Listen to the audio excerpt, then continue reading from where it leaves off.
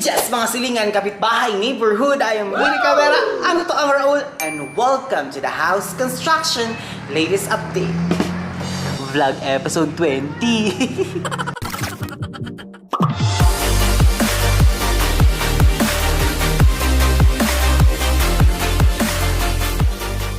And yes, and for this vlog, it's gonna be all about the installation of ceiling of the house. Kasi nga, in my previous vlog, the installation of ceiling joist, and now in this video it's all about the installation of some of the designs. Ayan, no?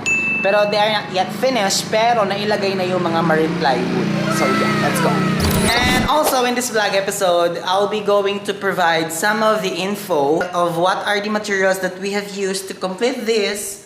Yan, para sa buong bahay. And also, kasi may mga materials kasi na I never thought na yun pala yung gagamitin, and yung mga, there are some materials na bago sa pandinig ko, then yun pala yung purpose niya. So yeah. And also, for you to be able to have an idea kung magkano yung nagastos namin in terms of ceiling. Ceiling lang ha, not the entire house, pero yung ceiling lang. So tara, let's go! Siyempre baka lang mag-umpisa ka sa first floor. Umaba ka doon.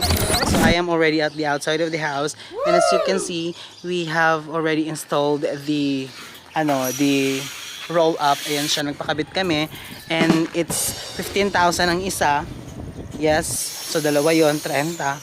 And yeah, and here, first things first, ang garage ng bahay. We have already completed the ceiling of the garage, and ayan, Kuya Opling also installed the yung mga ilaw. Ayan siya. And by the way, this one was the spandrel siya. Tatay Joji decided to use the remaining panels of the spandrel. Pero yan, that will be painted as well with the same color of the main ceiling. Yung kulay puti, sabi ni tatay. And this is the time na ginagawa pa nila yan, ini-install pa nila yan. Ito siya. Yan. And Kuya Opium have already coated that. Color is like first coat pa lang nung mismong kulay. And yan naman yung pinto. Singit ko lang, no? Kasi si Tatay Joji ginawa niya yan. But it's not yet finished. Hindi pa siya totally tapos. Pero na-coat na yan siya ng mga pang natural color tignan. Yan siya. And here naman sa stall number 2, yan, they have already completed installing the ceiling. And yan, ito yung mga nakaraan. This was like in the past weeks in terms of completing this ceiling, and Kuya Opling have already installed and finished attaching these lights naman. Ayan siya. Same design lang din sila. So yeah. And pasok naman tayo dito sa may main door. And also, yeah, hindi pa siya tapos kasi tinanggal ulit siya ni tatay. And he's going to attach it again kasi nga nagpaint sila ng door. And here, ayan siya, dito sa may foyer section. Ayan. And this is the moment nung they are completing the ceiling area of this foyer section. And ayan naman, the guest room. Let's take a look at the ceiling of this one. Ayan. Yan, kinabitan na rin nila kayo Opling. Yan. Tapos tingnan natin yung ilaw niya.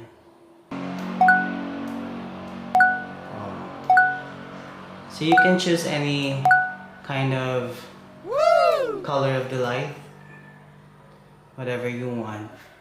And even here at the stall number 2 as well, ito hindi pa siya na-coat dyan. So it's not yet coated, but then it was already sealed with stickwell and glazing putty.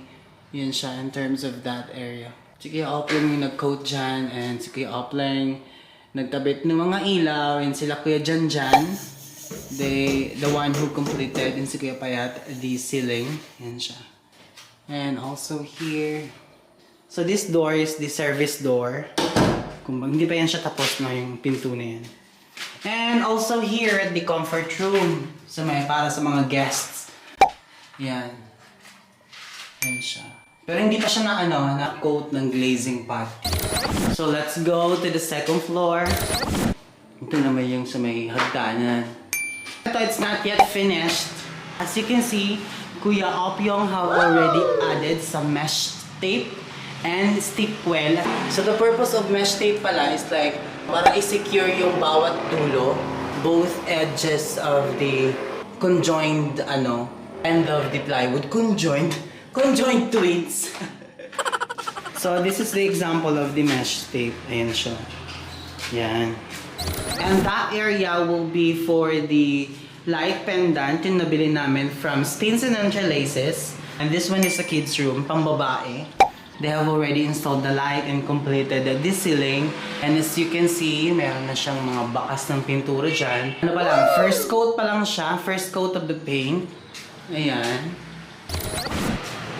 And this one naman is the kids' room as well. So the lights are already installed pero not totally attached onto the ceiling because Kuya Opyong is gonna be like paint muna this section before they finally attach the light onto that hole. Ayan siya. And in terms of here, sa my master's bedroom, the door is not yet finished and this will be like to be varnished pa. Ayan. Hindi pa rin siya tapos dito. Ayan. Yung part na yan. Yung mga roof beam. But that will eventually coated with skin coat by Kuya Opyong. And as you can see, the lights are installed as well, but it's not yet like attached to those holes. And also here as well at the master's bedroom, comfort room. Ayan. Nakabitan na rin siya ng ceiling. And yes, it has an exhaust fan. We decided to install this kind of exhaust fan even if meron kaming bintana. If ever talaga na ma-jontot talaga yung something else.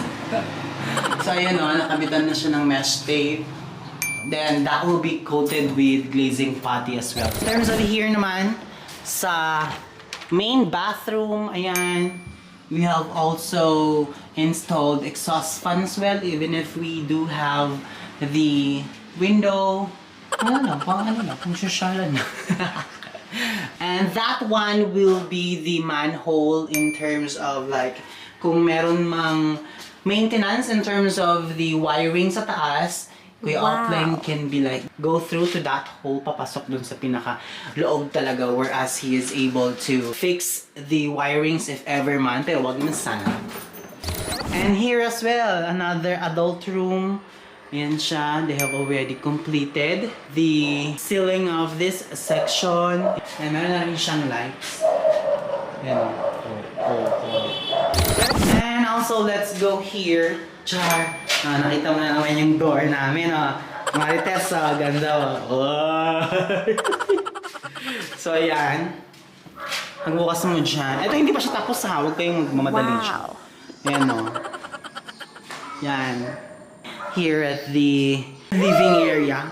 Yeah, it's not yet completed, but then we are almost there. Ayan. Pero as long as na siya, nakabit na yung mga plywood, then the next one will be like coating with glazing putty and securing those areas, mga ganyan, with mesh tape and stick well. And yes, on each corner of this ceiling design, there will be like a light.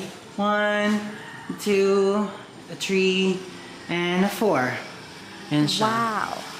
And as you can see, pantay na pantay yan, both here and to that dining area. And it also has like 4 lights on each corner. 1, 2, 3, and 4.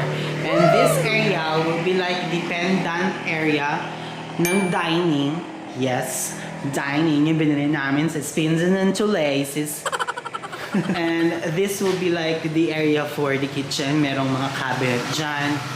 And yes, mga silingan kapitbahay neighborhood. In terms of completing the installation of ceiling, it's not that an easy task, whereas there's a lot of work to be done. Kasi nga, it's not just like ikakabit mo lang yung plywood. No. Dubai ito yung ginamit namin na materials, and we ordered that dun sa hardware na suki namin. And also, the marine plywoods were like, yun yung napili ni tatay, it's because makapal siya and hindi siya basta-basta kumukulubot. And after receiving those materials, it was then like coated with silicone to make sure na wala siyang anay. We also ordered the polystyrene or yung styrofoam na 3/4 yung kapal ng styro. If you are confused why we ordered that, because Tatay Joji suggested and he really wanted to use the polystyrene as one of the main pangharang sa init. After completing those ceiling joists, at that same time, Kuya Opling was like completing the electrical wiring of the entire house para din masecure na siya, and yeah, wala kami po problemahin in terms of wiring. And I realized that nagkaroon ako ng idea in terms of what will be the necessary steps in terms of, you know, completing the ceiling of a specific house, whereas it provided me an information nga naman so that if ever I decided to have my own house in the near future, yeah, di ba? At least may idea ko, hindi ako magugoyo nung kukunin kong architect, o di ba, or nung contractor. Char! Eh, nandito na nga tayo sa part na ito. How much was the expenses for the ceiling? So ito na nga. Drum roll, please. So yes, gumastos kami ng 180k. Wow. Magtatanong kayo, bakit ang laki naman nata 180k? Yes, because si Tatay Joji, yung pinaka-foreman namin, he doesn't want like gagamit kami ng cheap products. To be honest lang hindi naman sa pagyayabang. Ang gusto kasi ng foreman namin, we're going to buy some materials that we're going to use for house building that will be like used for a long term. You know, na bumili ka nga ng mura, masisira din naman kaagad. Why not purchasing materials which much more like, konti lang naman yung nilamang, di ba? Yun na lang bilhin mo, at least matibay pa. Kaya yon, he decided to buy nga the marine plywood, which is makapal, the good lumber, which is also expensive, even the polystyrene, which is expensive as well. And also these mga materials, the nails, the mesh tape, the epoxy primer, the stick-well adhesive glue, wood glue, glazing putty, which is gonna be like, gonna consume major areas of this ceiling. Yun, medyo expensive din. Mapapamahal ka talaga doon sa pinaka main materials, which is the marine plywood, the good lumber, the 2x2, and also the polystyrene. Yeah. And yes, mga silingan, kapitbahay, neighborhood, that includes our vlog episode number 20. Yes, this ceiling of the house. And yeah, thank you so much for watching, and please don't forget to click the like and subscribe, and see you again on the next video. Bye! Baby.